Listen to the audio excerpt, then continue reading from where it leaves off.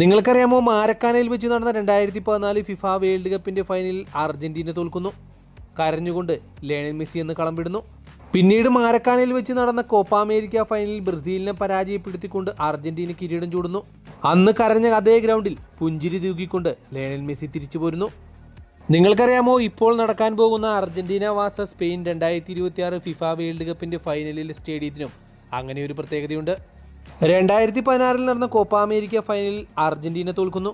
തുടർച്ചയായ മൂന്നാമത്തെ അന്താരാഷ്ട്ര ഫൈനലിൽ തോൽവിയിൽ മനംനൊന്ത ലയണൽ മെസ്സി അന്ന് ഹൃദയം തകർന്നുകൊണ്ട് മെറ്റ് ലൈഫ് സ്റ്റേഡിയം വിടുന്നു.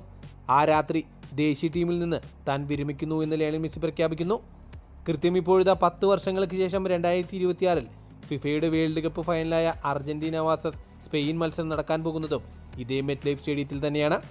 അതെ, കരഞ്ഞുകൊണ്ട് ലയണൽ മെസ്സി ഒരു ഗ്രൗണ്ട് വിട്ടിട്ടുണ്ടോ, ആ ഗ്രൗണ്ടിൽ അദ്ദേഹം ചിരിച്ചുകൊണ്ട് പുഞ്ചിരി തൂക്കിക്കൊണ്ട് ആ ഗ്രൗണ്ട് വിട്ടിട്ടുമുണ്ട്.